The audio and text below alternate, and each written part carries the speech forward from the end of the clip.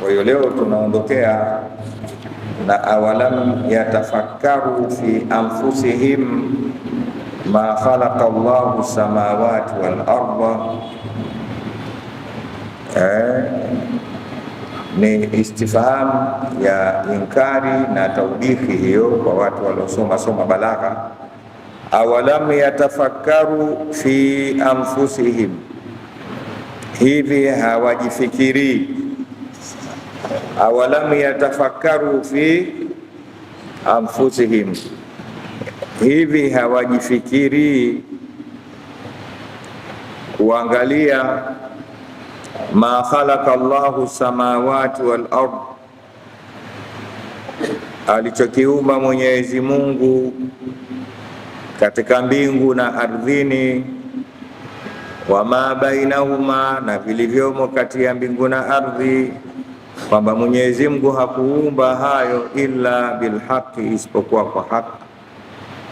Hawajifikirii wakatizama kwamba Mwenyezi Mungu Subhanahu wa Ta'ala hakuumba mbingu na ardhi na vilivyomo kati ya mbingu na ardhi isipokuwa kwa haki, wa ajali musamma, na muda maalumu uliowekwa. Tutakuja kueleza wa inna kathiran minan nasi, na hakika wengi katika watu, biliqai rabbihim lakafirun,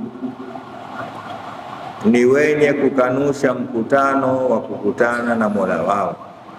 Watu wengi sana bado hawajakubali kwamba iko siku watakutana na Mola wao, kwa namna tunavyowaona wanavyoishi hapa ulimwenguni. Tutaeleza.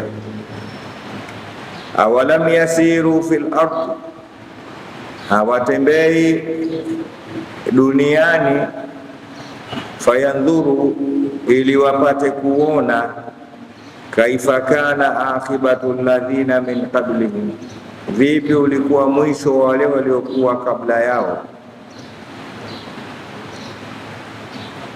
Kanu, walikuwa hao waliokuwa kabla yao, ashadda minhum quwwa, ni wenye nguvu zaidi kuliko wao, wa atharu al-ardha, na wakailima ardhi, wa amaruha, na wakaistawisha ardhi,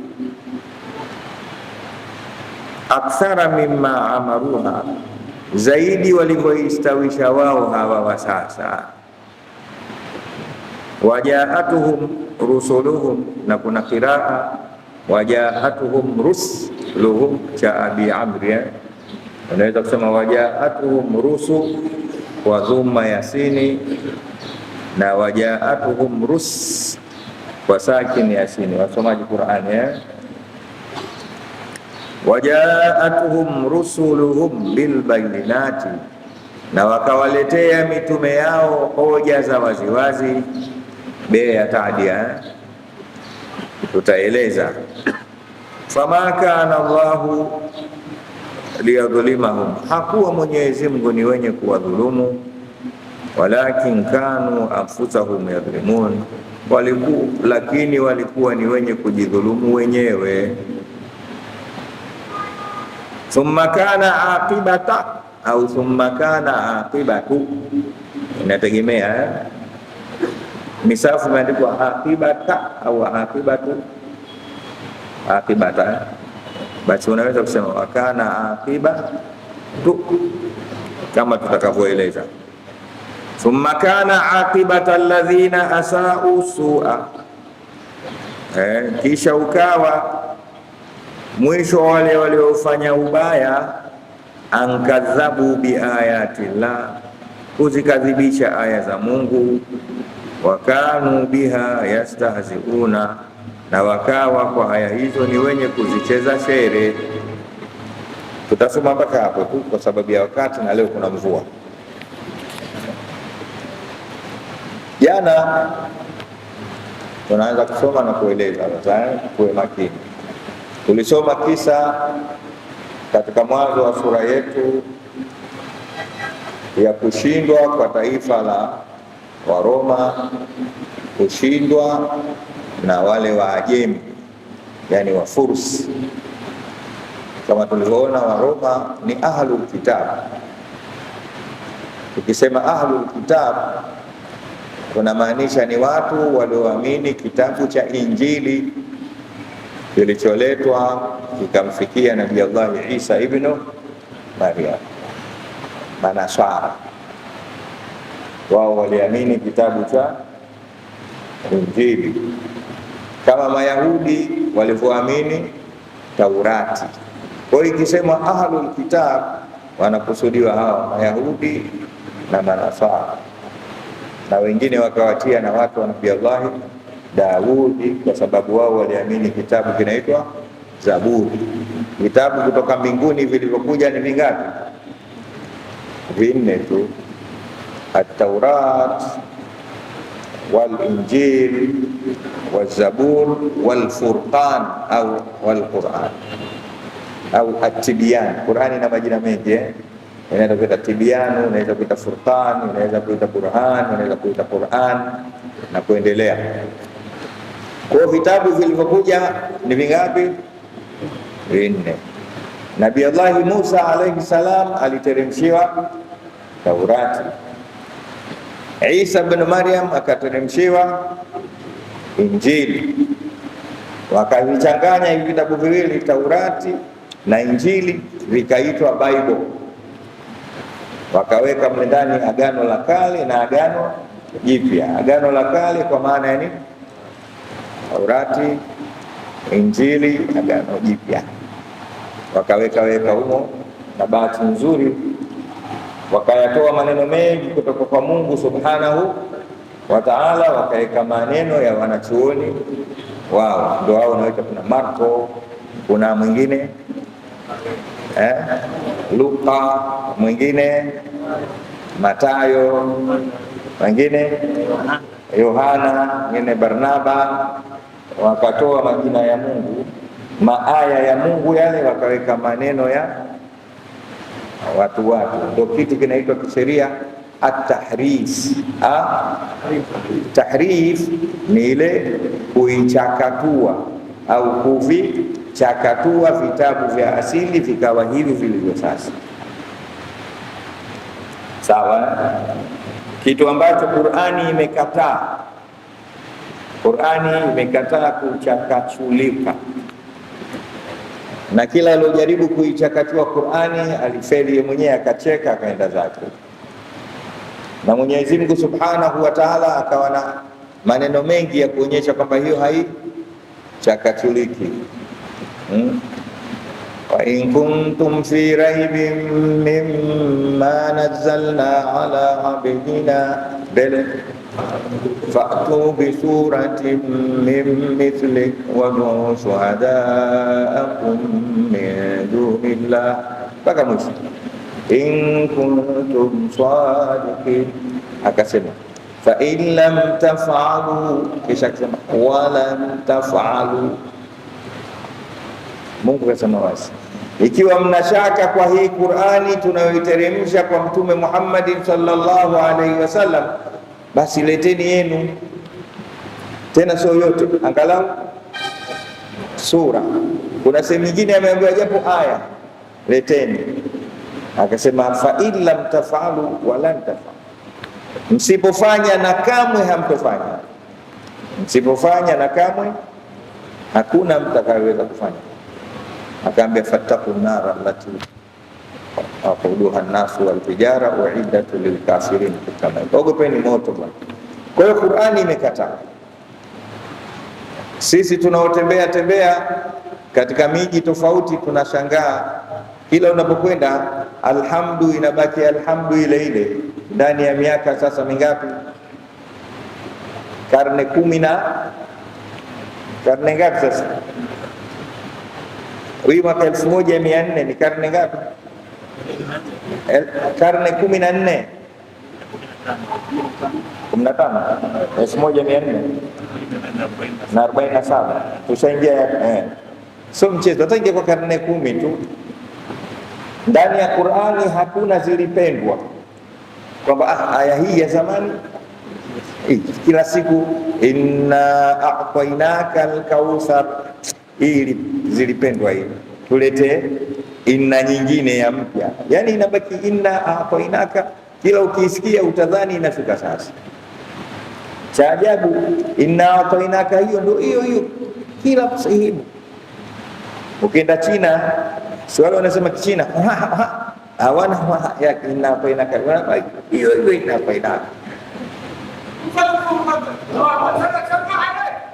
Tunao ndugu zetu wakina Mursalina hawa Warangi lugha yao ina rei nyingi, lakini yani ukitaka kujua Kirangi kwanza hifadhi rei, lakini inabaki inaka ile. Sawa, Qur'ani imekataa. Mwenyezi Mungu kasema inna nahnu nazzalna dhikra wa inna lahu, sisi tunaiteremsha Qur'ani. Adhikru hapa ni katika majina ya Qur'ani moja katika majina ya Qur'ani nini? Adhikru, an-nur, al-kitab. Atasema sisi tunaiteremsha Qur'ani wa inna lahu lahafidhun, na sisi tutaihifadhi, na sisi kwa Mungu ameiteremsha Qur'ani na amehifadhi. Usijifu tena. Leo niwaambie kitu kizuri kidogo.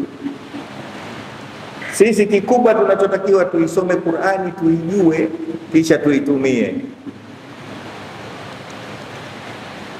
Tufanyaje? Tuitumie. Juhudi zetu sisi ziwe katika kuisoma Qur'ani. Leo imekuwa juhudi kubwa kuhifadhi Qur'ani pasi na kuijua. Jafari huyu anajuzu karibu 20 au 30, zote asijui, lakini kazi hifadhi. Ukimwamsha saa 8 za usiku anaijua. Ukimpiga kofi Jafari yule, aya yote ukimuuliza anakwambia iko sura gani. Na Umari Babu na mimi na wewe, sio hoja unaitumia, unaiishi. Tabia zako ni zilizomo katika Qur'ani.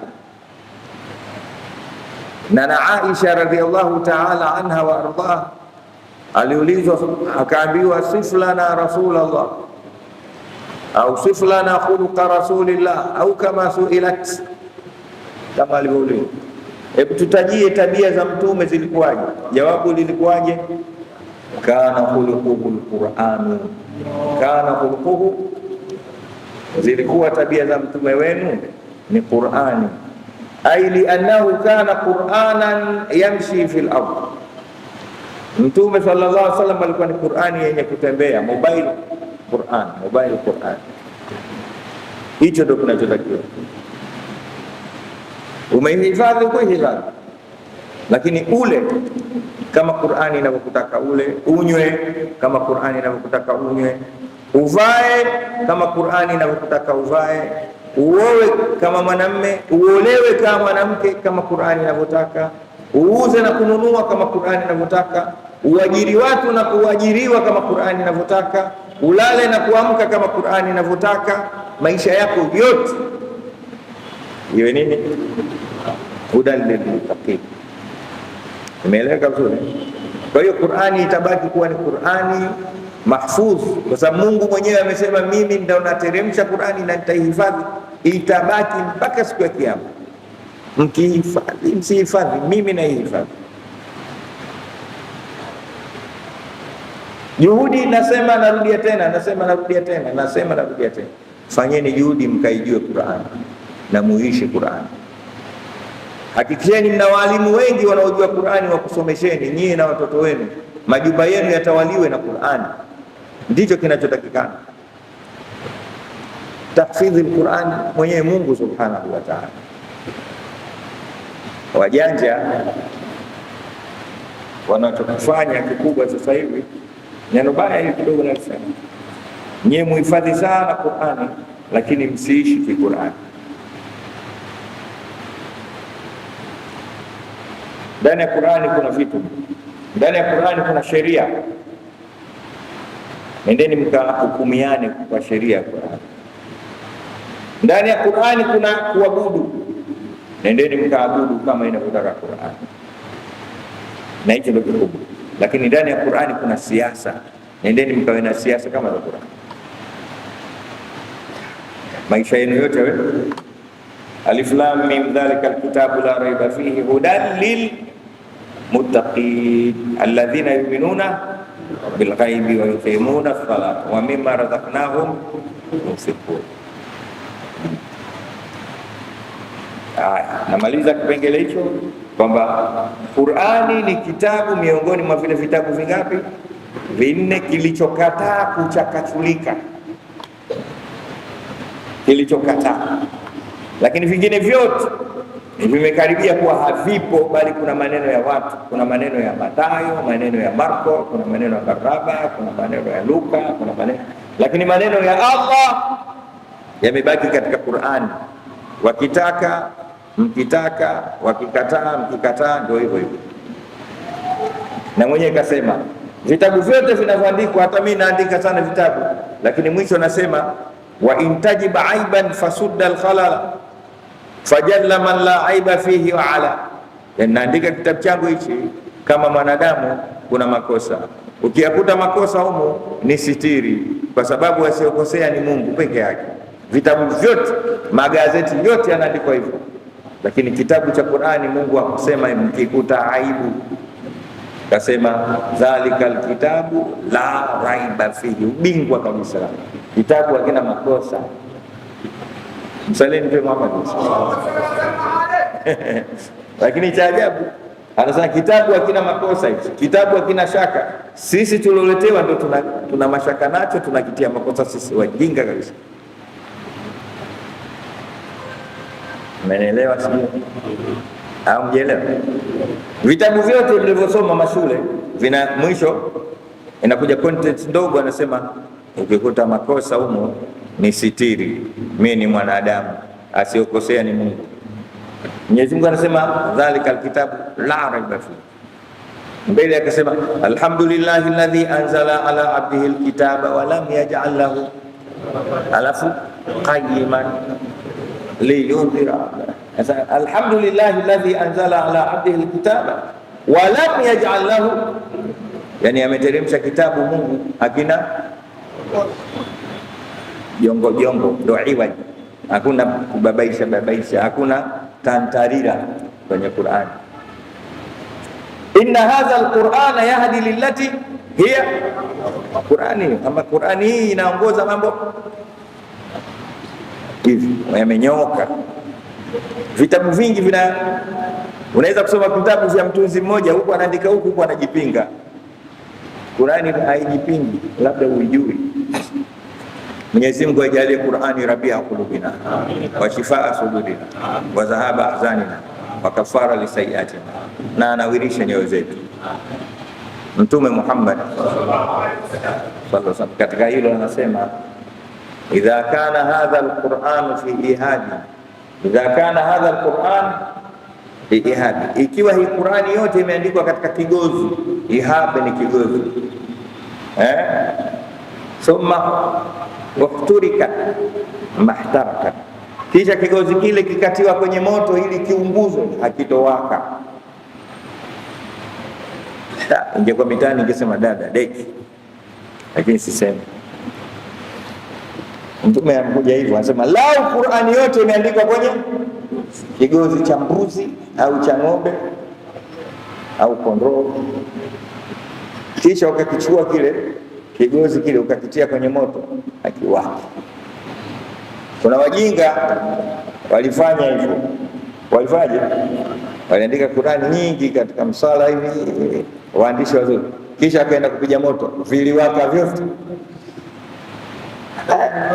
Wakatoka akasema maneno ya Mtume sallallahu alaihi wasallam ni ya urongo, umewaka. Akatokea mtu mmoja akamwambia muelewe maana yake sio hiyo. Ukitaka ulione zoezi hilo halifanikiwi la kuchoma Qur'ani iliyoandikwa kwenye kigozi, anza zoezi la kutafuta kila ilipoandikwa Qur'ani, futa.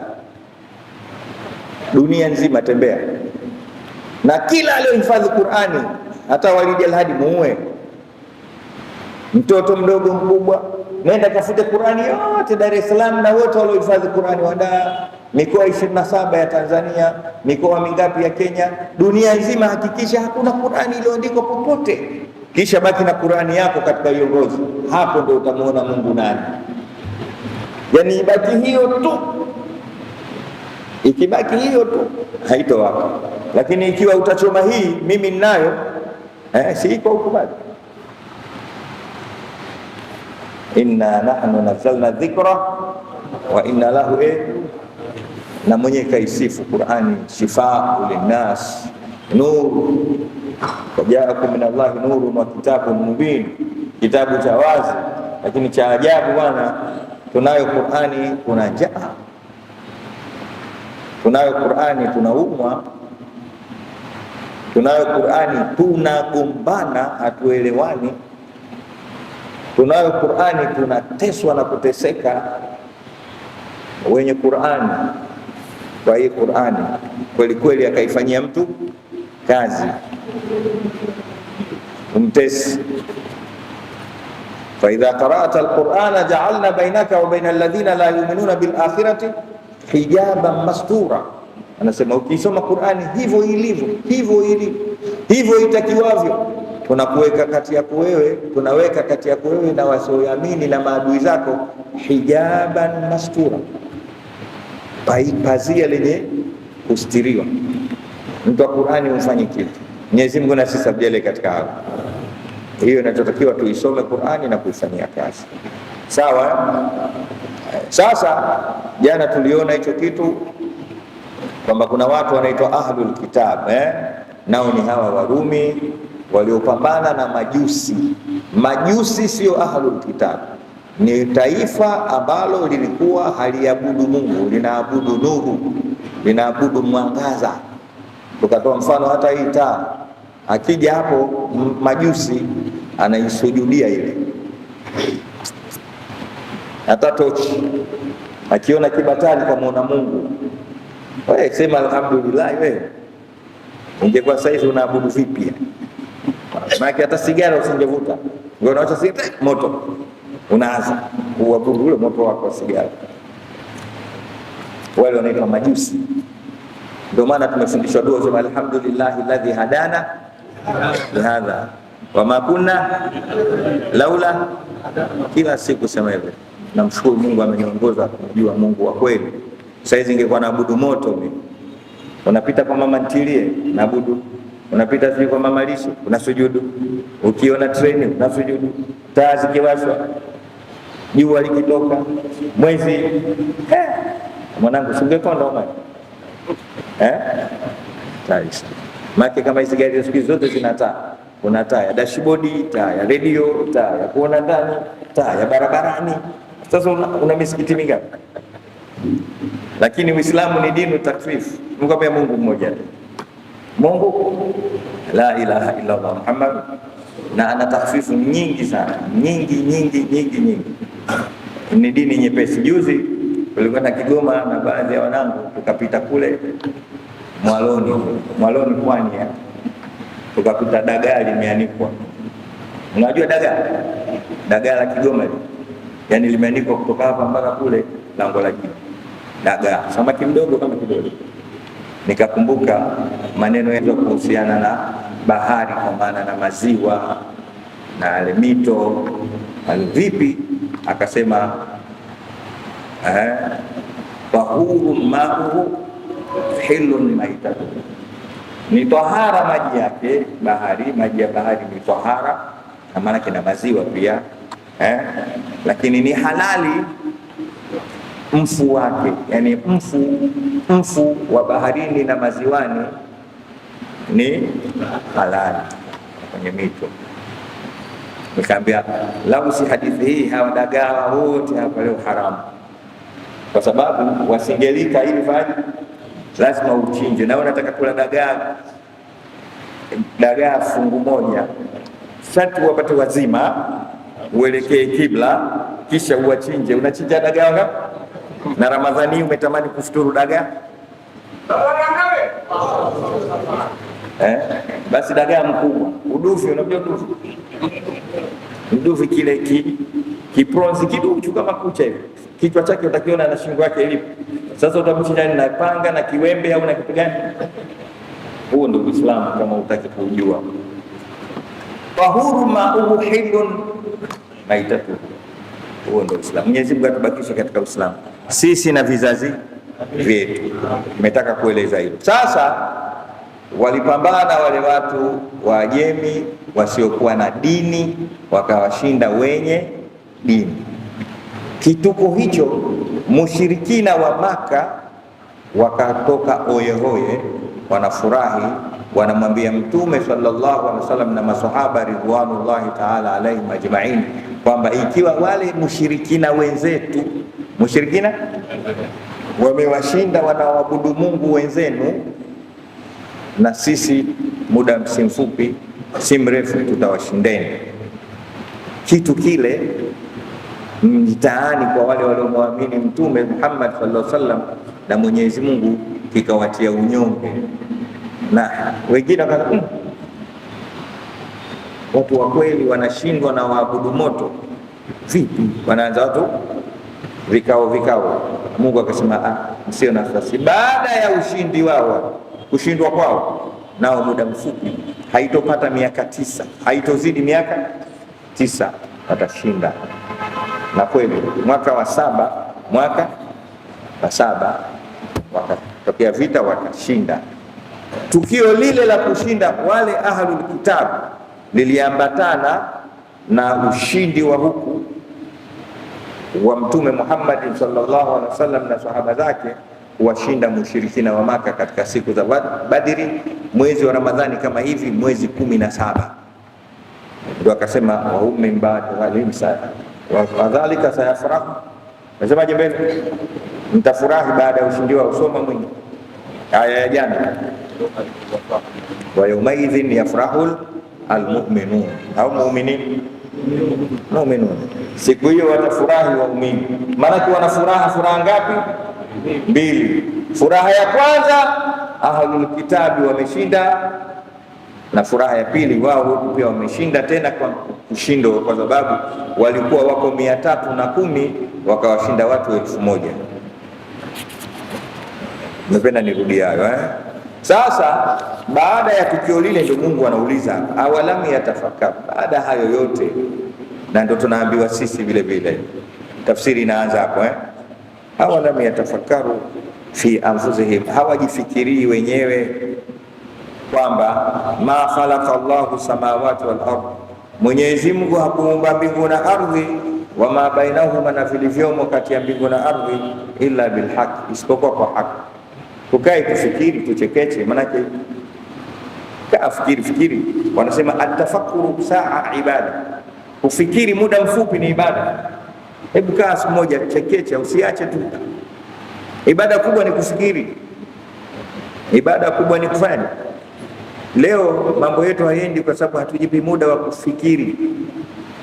Sisi tunawaza sisi ni wengi wa mawazo, lakini sio wengi wa fikra. Kuna tofauti ya kuwaza na kufikiri. Ukifikiri unakwenda katika solution na ufafanuzi wa mambo, lakini ukiwaza unakwenda kwenye kujinyonga na kujikataa.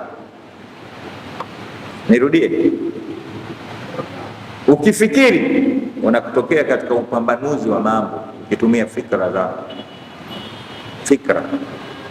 lakini ukiwaza mwisho unakata tamaa, unasema kizungu why me, kila siku mimi tu. Wewe umewaza, umeelewa?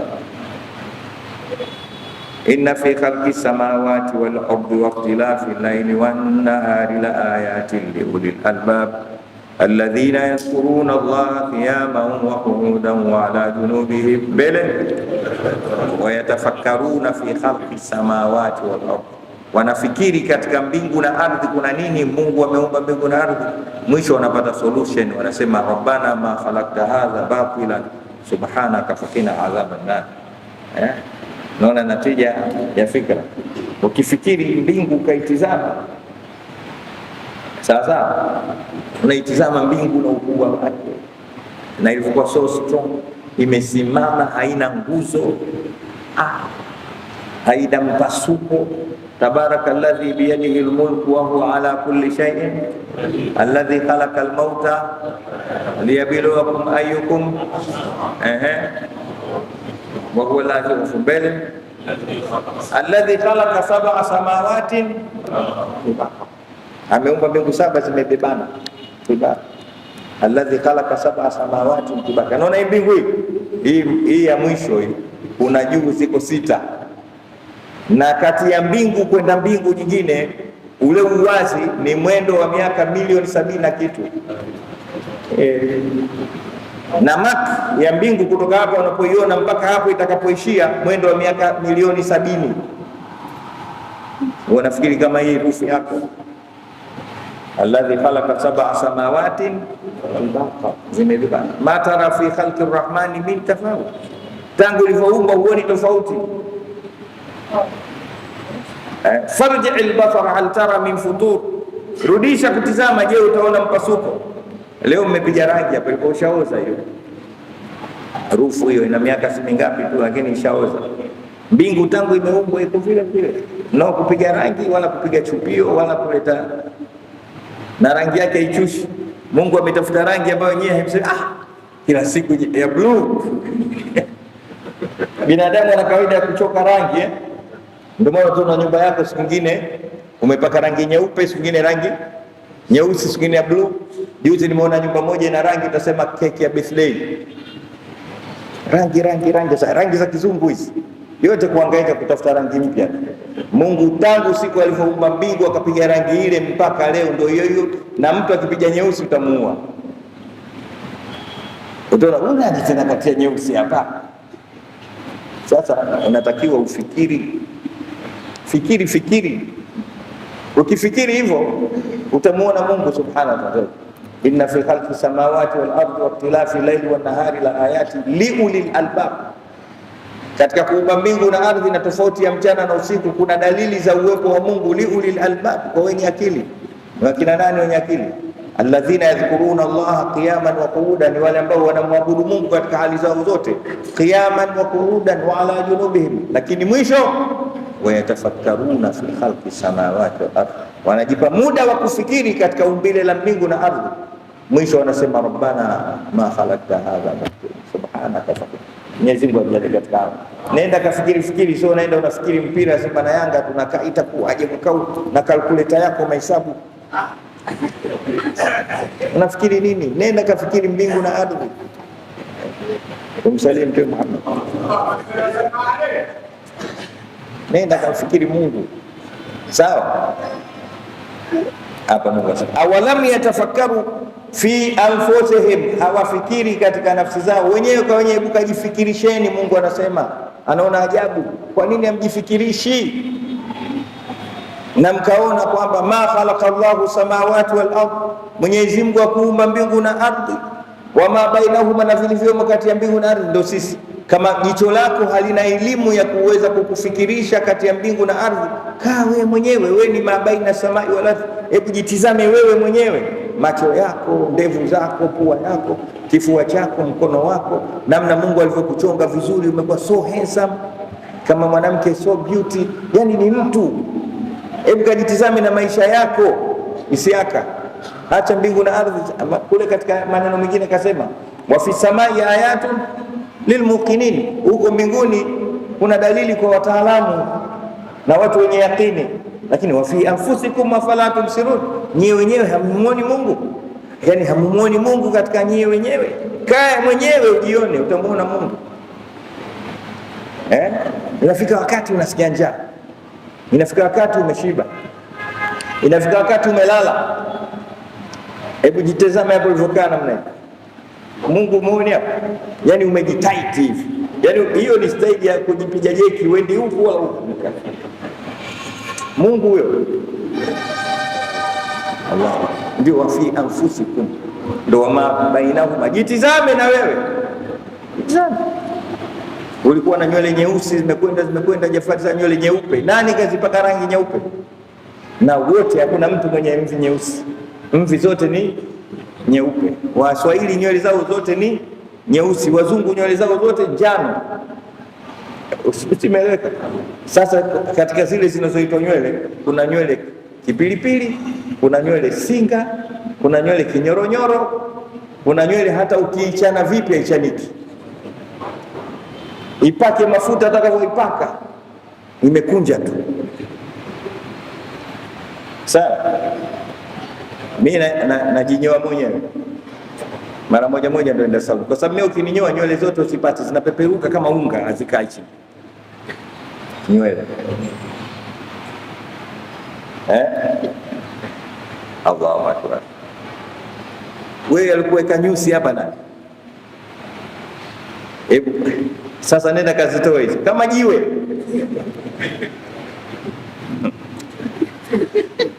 Hiyo ndio mabaina, ndio wa awalam yatafakkaru fi anfusihim wa ma khalaqa Allahu fi samawati wal ardi wa ma, kajitizame wewe wakati wewe uko baina samai wal ardi. Lakini Mwenyezi Mungu atujalie fikra. Nazungumzia fikra kwa ukali kidogo kwa sababu leo vita inayotumika sio vita tena ya silaha, sio vita ya nini, ya silaha kuangusha Uislamu na maadili ya Kiislamu, bali inatafutwa fikra. Vita iliyokuwepo leo inaitwa al-ghazwu al-fikri, vita vya kifikri. Bora mtu akupiga risasi kuliko akakupiga kutumia fikra yako, akakubabaisha, akakugeuza. Kuna watu wengi leo wamegeuzwa fikra zao. Nafikiri vizuri, nafikiri vizuri kabisa. Hata ukimfikirisha ndio ushampata, kimegeuzwa kila kitu. Masahaba wa Mtume Muhammad sallallahu alaihi wasallam walikuwa wana uradi na wajibu wa kuitana mara kwa mara juu ya kufikiri. Ambia taalu natafakaru sa'atan, taalu natafakar, jamani njooni tupate muda wa kufikiri japo kidogo. Wanahudhurisha jambo fulani la kijamii, kisha wanakaa wanachangia fikra juu ya lile, fikra salim, alfikru mustaqim, wanapata kitu wanakwenda. Na ndio maana dini ikafika mpaka leo. Dini hii imefika huku kwa sababu ya fikra za kisahaba.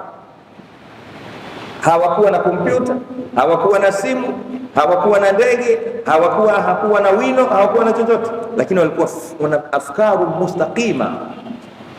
Vipi sasa wapeleke dini huku? Wakafikiri vyema, dini katufikia. Leo sisi wenye fikra mgando tumeletewa kitu kinaitwa smartphone. Nini? Inaitwa simu janja. Simu janja ndio smartphone. Kwa hiyo sisi wote tumeshindwa ujanja na simu. Mtizameni, msiogope. Wote sisi tumeshindwa ujanja na simu zetu. Fikra zetu zote leo ziko kwenye simu. Mtu akiamka asubuhi baada ya kushika Qur'ani ili aifikiri leo leo Tindulisu vipi leo? Tindulisu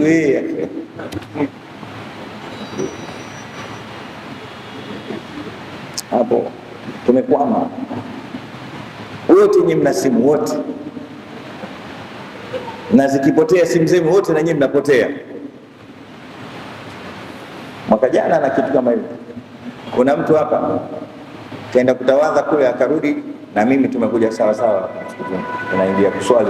Mursalina keshaanza kuswalisha sura ya pili, sura ya tatu, na mimi na yule mwenzangu tumeingia pamoja, tunatokea kutawadha, tunapiga takbiratul ihram, Allahu akbar, na yeye kapiga yule mwenzangu. Ghafla na anajisachi, keshafunga swala, nimeiacha, karudi kule, kurudi kaunganisha baba, alhamdulillah, mara kila anaiweka simu yake, alhamdulillah. Unajua kwa nini? Mpaka hiyo swala yenyewe anaswali kwa mle kwenye simu. Huyu hata kumuuliza jina lako nani mpaka angalie, mimi naitwa ana Google, naitwa Walidi Alhadi Umar Kawambwa. Tumeshindwa ujanja na smartphone. Mungu ametupa fikra. Inna fi khalqi samawati wal ardi wa ikhtilafi layli wan nahari la ayatin li ulil albab alladhina yadhkuruna Allaha qiyaman wa qu'udan wa ala junubihim wa yatafakkarun. Mungu atupe fikra mustaqim. kwamba Mwenyezi Mungu hakuumba mbingu na ardhi na vilivyomo kati ya mbingu na ardhi isipokuwa kwa haki wa ajalin musamma. Haki hapa kwa maana ya malengo maalum, kwamba Mungu hakuumba abathan, kajiumbia tu. Kuna malengo maalum na anayajua na ametujulisha, sawa, ili tupate kumwabudu. Wa ajalin musamma, na kwa muda uliowekwa, pamoja na ugumu wa ardhi na mbingu na vilivyomo humo, lakini vina muda wake. Ukifika, hii neno ajalun musamma limetajwa katika Qur'ani kama mara 27 kukuzindua wewe na mimi kwamba tujue kila kitu kina muda wake. Using'ang'anize kila kitu, ukishafika huo muda kile kitu hakipo. Wewe uko, mimi nipo, iko siku hatutokuwepo. Lijumba hili lipo, iko siku halitokuwepo. Hizo kelele, iko siku hazitokuwepo. Ajalun musamma, Mungu ameweka maisha yetu ila ajalin musamma, katika muda maalum alioweka. Fa idha jaa ajaluhum la yastaqdimuna sa'atan wala yasta'khirun, kama alivyosema pengine, utakapofika muda wa kila kitu hakuna kuongezea wala kupunguza. Hakuna kama Changwalu akiwa anachezesha mpira, akishakula rushwa anaangalia ile timu iliyompa rushwa kubwa imefungwa, basi ataongeza dakika 10.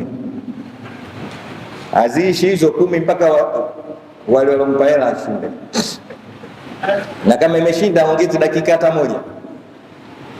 Mungu hana hivyo, kapanga kila kitu na muda wake. Muda wako ukifika uongezewi hata sekunde moja, na uwezi kufa ikapunguzwa sekunde hata moja. Kwa hiyo hakuna ziada wala nuksana katika muda. Tumeelewana jamani? Hata ukisikia mtu kafa kwa kuuliwa, muda wake ulifika, ile ni sababu tu. Nini unachokisoma hapa? Nenda katumie muda wako vizuri, usipoteze muda wako katika mambo yako. Leo balaa tulokuwa nalo, tunapoteza muda. Yaani kitu ambacho kwetu sisi hatukithamini ni muda. Hatuthamini muda kabisa. Kitu ambacho mimi kinaniuma sana, kinaniudhi kupita kiasi. Unaidiana na mtu njoo saa 2:30, anakuja saa 3:30. Tutakaa hapa tunasoma darasa yetu mpaka saa 11:30, tutasoma mpaka saa 12. Hakuna. Usiuchezee muda wako na wala usichezee muda wa wenzio, kwa sababu hakuna badili ya muda. Hakuna jamani, hakuna badala. Hakuna. Vitu vingine vyote unaweza kupata instant by that, kwamba hiki badala yake ni, lakini muda hakuna badali yake, kwamba nimeandikiwa niishi miaka 60 basi nitapewa 61 baadaye. Mwenyezi Mungu atujalie tuchunge vizuri muda wetu. Na ndio maana tunasema siku zote, moja katika nafaha alizotupa Mwenyezi Mungu ni muda wetu. Akatujazia vitu vingi kwa mapenzi tu, kwa tujua kwamba sisi hatuwezi kuchunga muda wetu, akatuletea mwezi wa Ramadhani. Mwezi wa Ramadhani ndani yake kuna usiku mmoja zaidi ya miaka 83, 80 kitu. Kwa kujua hawa atachezea muda, chukweni Lailatul Qadr. Na vile vile Lailatul Qadr yenyewe hatuitumii, kaificha. Sisi tunangoja 27, kumbe jana.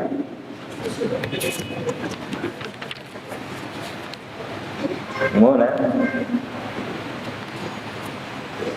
Yaani hii sana umeingia darasani, mwalimu anakwambieni tutatoa mtihani kwenye kitabu hiki, nendeni mkatwalie huko. Tena kwenye kitabu hiki hizi karatasi 10 za mwisho, maswali yatatoka. Alafu unamuuliza mwalimu, kuanzia ukurasa wa ngapi mpaka ngapi?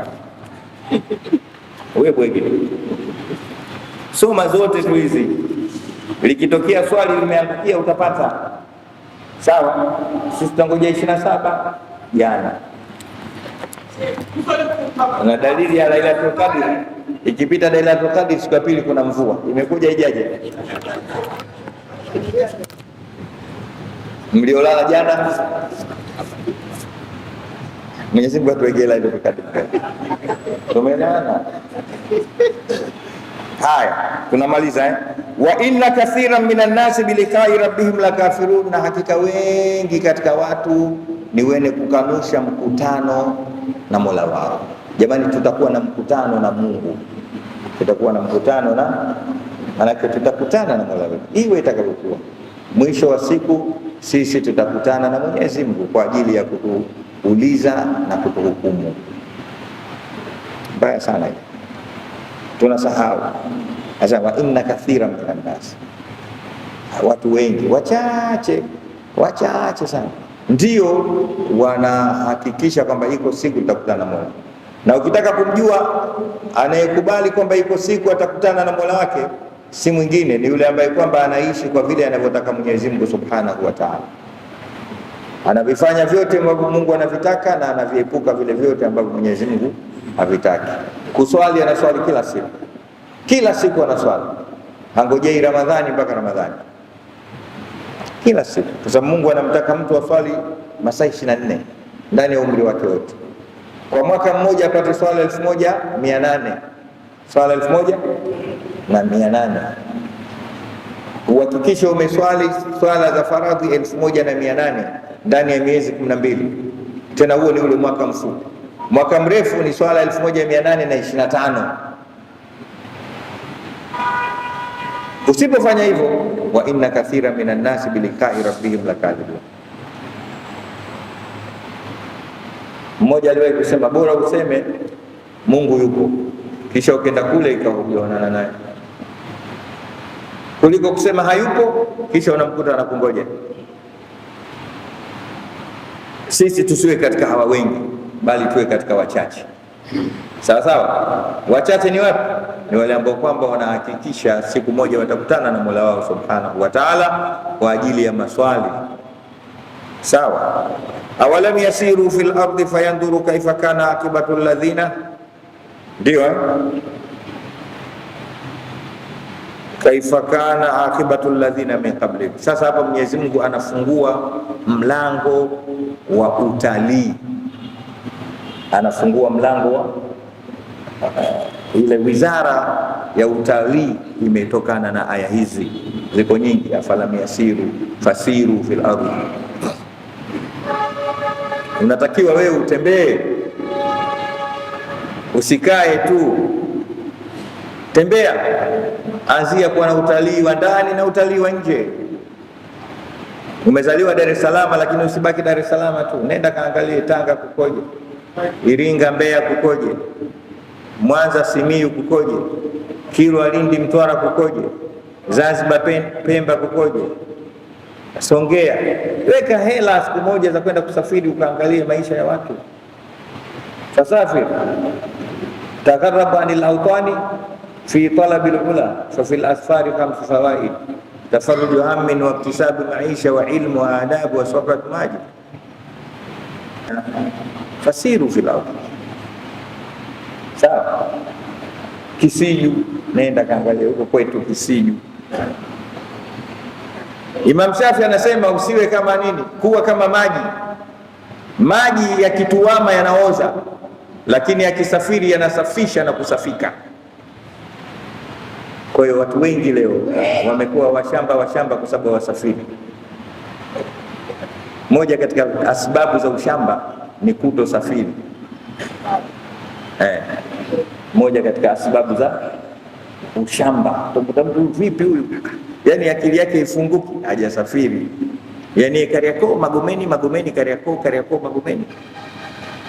Nenda kaangalie watu wanaishi vipi huku Simiyu, ukaone watu lugha. Imam Shafi anasema safiri, katika kusafiri kuna faida 5. Ya kwanza tafarruju ham, kuondosha stress, wa iktisabu maisha, kuchuma, wa ilmu, na kusoma, wa adab, na kuona culture za watu, wa sohbatu majid, na utapata marafiki. Una rafiki Dubai, South Africa, Mozambique, Oman. Tuseme ni inshallah. Uwezi ukajikuta umesafiri kama hujaweka mpango wa kusafiri. Jambo hili wanafanya wazungu. Mzungu tangu kazaliwa baba yake anamwekea akaunti yake ya safari, na ndio maana tuna kila siku wanakuja huko. Ile akaunti imewekwa siku nyingi, na wewe mwekee mtoto wako akaunti ya safari. Siku moja nikutana na nani jina tumekutana baharini Mafia huko. Nikamwambia unafanya nini? Akasema mimi nakaa huko siku hizi. nilikupenda sana siku ile, kuliko kukaa tu hapa kichangani, unakaa hapa unakuwa na akili mgando. Sasa hivi wapi? Umerudi, uondoke tena nyumbani, lakini unaondoka, unatoka unarudi, unatoka. Zuru hibban tazdadu hubban, nenda rudi, nenda rudi, watu watakupenda. Ukikaa tu moja kwa moja ukiwakalia watu wanakuchoka. Sasa huyu babu naye vipi, afi? Lakini nenda wakumisi, misi kweli kweli, watu wakumisi kila siku kitokea na ndevu zako, watu wakumisi kidogo, utaki kumisi. Uislamu bwana dini nzuri sana, toka. Sasa Mwenyezi Mungu anafungua mlango wa utafiti na utalii, anasemaje? Awalam yasiru fil ardh, hawasafiri duniani. Al-ardh bi maana wasafiri duniani, sawa, lakini hapa kusafiri kwa malengo. Fayandhuru kaifa kana akibatu alladhina min qablihim, wa ili waone wale waliokuwa kabla yao, wakawatizame namna ulivyokuwa mwisho waliokuwa kabla yao, namna ulivyokuwa mwisho waliokuwa kabla. Nendeni mkasafiri, mtaona mwisho wa watu walioishi kabla yetu sisi, mwisho wao ulikuwa namna gani. Anasema Mungu, kanu ashadda minhum quwwa, walikuwa na nguvu zaidi kuliko wao. Kuna mijitu Mwenyezi Mungu ameiumba ilikuwa ina nguvu zaidi kuliko sisi, wana nguvu, wana jeshi kubwa, lakini yeye mwenyewe nguvu zake za jismi na badani si za kawaida. Watu zamani wamejenga, hawakuhitajia winch na crane wala matoroli, vidole vyao ndio viliweza kuponda na kukata mawe, wakajenga majumba makubwa makubwa. Sawa, nendeni mkawatizame hao, na mtapata historia. Nenda mfano kama hapo Misri tu, ukaone zile ahram za kule Gaza, mnaita pyramids, ukaambiwa hizi zimejengwa miaka haijulikani na hazikujengwa na crane aina yote. Nenda kaangalia,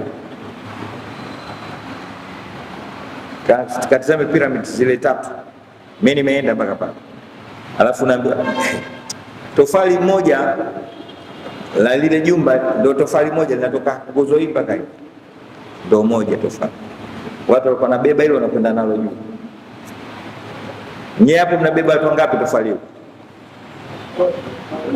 Wote, na hamliwezi. Haya, wa atharu al-ardh, na walilima ardhi, wa amaruha, na wakaimarisha, yani wakaistawisha ile ardhi, akthara mimma amaruha, zaidi ya walivyoimarisha wao. Yani hapa Mwenyezi Mungu anatuambia watu walisarifu ardhi kwa kuilima na kuitumia zaidi tulivyoifanya sisi, wao waliitumia vizuri zaidi. Hata ukiona jumba la ghorofa ngapi sijui, watu walifanya majumba makubwa zaidi hayo. Sawa, lakini wajaatuhum rusuluhum bilbayinati, na mitume yao iliwaletea dalili za waziwazi, na mitume yao iliwaletea dalili za waziwazi. Fama kana Allahu liyadhlimahum, hakuwa Mwenyezi Mungu ni wenye kuwadhulumu, walakin kanu anfusahum yadhlimun, lakini walikuwa wanajidhulumu wao wenyewe, walijidhulumu wao wenyewe.